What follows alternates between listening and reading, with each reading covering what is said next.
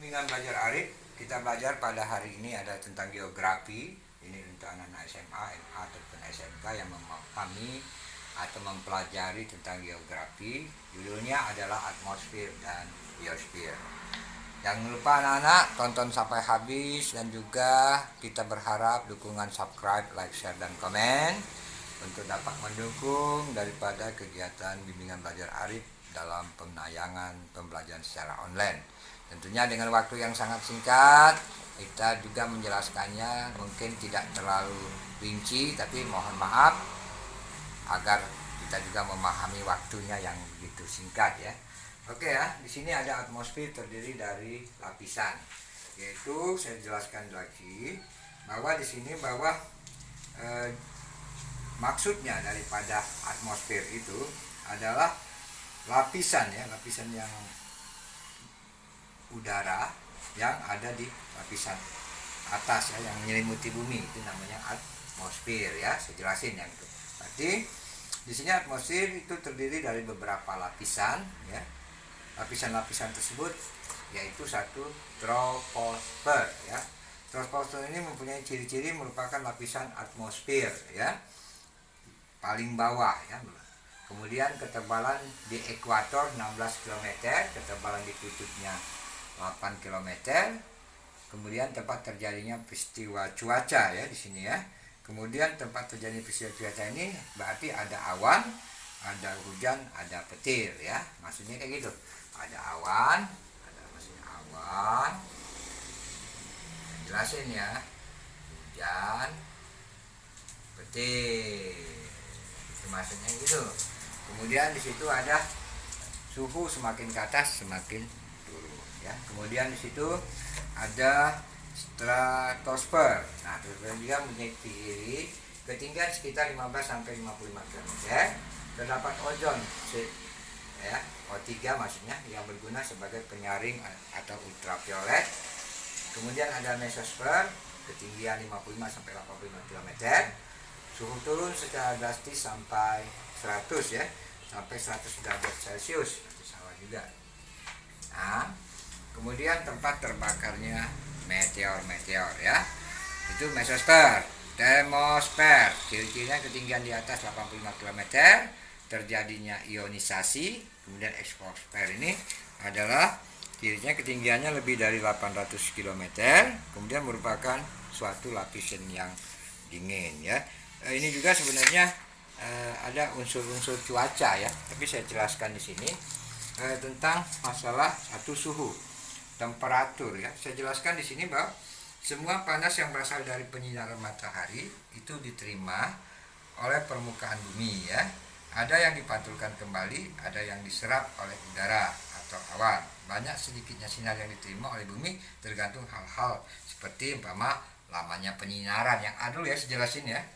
Kemudian sudut datang sinar matahari, tinggi rendahnya tempat, keadaan udara, angin dan arus laut, keadaan tanah, kemudian sifat permukaan. Jadi suhu itu mengandung demikian. Kemudian ada tekanan udara. Jadi makin tinggi suatu tempat dari muka laut, makin rendah tekanan udaranya ya. Jadi hal ini disebabkan oleh makin berkurangnya udara yang menekan.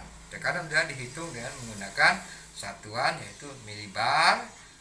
Itu garis pada peta yang menghubungkan tekanan udara dinamakan isobar ya. Jadi yang ketiga di situ ada angin ya, yang C ya. Angin ini ada dua, yaitu kecepatan angin ditentukan oleh gradien barometrik ya. Nah, ini ada perhitungan sendiri, nanti kita jelaskan pada suatu saat. Kemudian ada hukum Stephenson ya di dalam angin itu ya. Kecepatan angin bertiup berbanding lurus dengan gradien barometriknya. Semakin besar gradien barometrik, semakin besar kecepatan angin. Kemudian di sini penjelasan tentang awan ya. Awan ini ada awan tinggi, awan menengah ya. Awan tinggi, awan menengah, kemudian awan rendah ya. Nah, awan tinggi itu contohnya ada cirrus.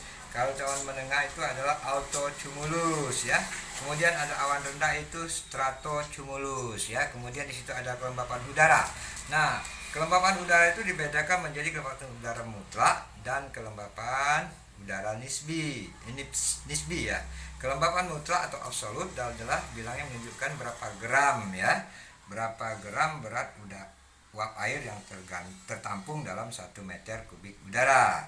Sedangkan kelembapan nisbi itu adalah bilangan yang menentukan berapa persen perbandingan antara jumlah uap air yang ada dalam udara saat pengukuran dan jumlah air maksimum yang dapat ditampung oleh udara tersebut. Atau dengan kata lain, kelembapan nisbi sama dengan kelembapan mutlak udara per ya. Per itu maksudnya dibagi nilai jenuh udara kali 100%.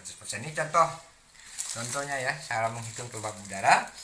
Suatu udara di sebuah ruang laboratorium dengan ukuran 3 kali 3 meter atau bervolume 27 meter kubik ya, mengandung air sebanyak 360 gram dan pada suhu 21 derajat Celcius mengandung uap air sebanyak 18,5 gram. Nah, maka kelembapan mutlaknya kita perhatikan di sini. Nah, ini kita 360 gram ini dibagi dengan luas yang tadi, volume tadi ya.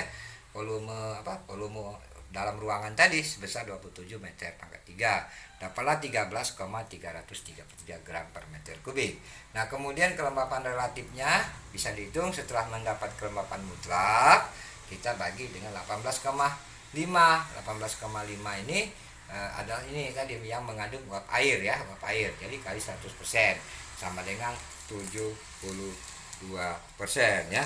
Nah, selanjutnya di sini saya kasih tahu ada curah hujan atau presipitasi ya, jenis-jenis hujan saya kasih tahu.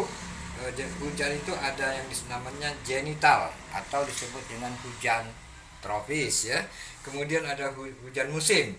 Nah, ini dari daerah musim, hujan genital di daerah musim mengalami perubahan ya. Nah, karena daerah-daerah ini dipengaruhi oleh angin musim. Kemudian ada hujan siklon ya.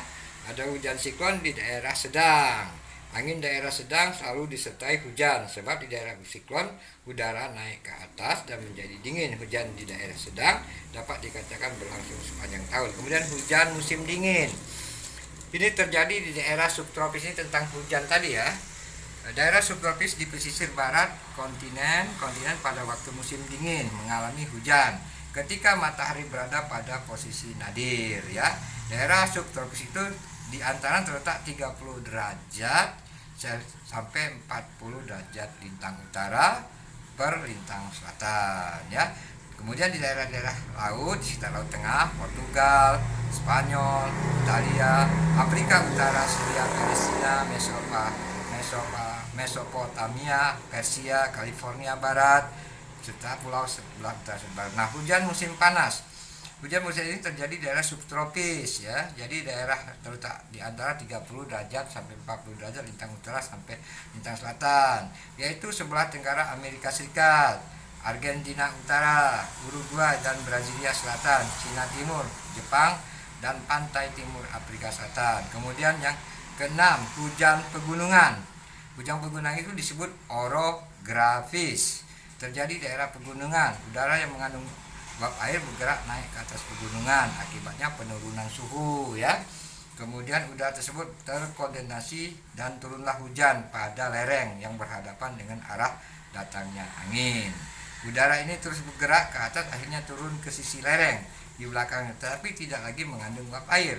Nah, contoh angin Fon di pegunungan Alfina, angin Bohorok di Bukit Barisan Sumatera ya, angin musim barat daya di pegunungan pantai barat India, dan angin pasat tenggara di pegunungan pantai timur Brasil. Nah, kemudian faktor ini ya, ada yang disebut faktor-faktor yang mempengaruhi iklim ya. Memang saya di sini umpama saya tambahin sedikit aja ya, faktor yang mempengaruhi, sikat aja ya, iklim. Contoh satu, pertama faktornya letak garis lintang ya, letak garis lintang ya.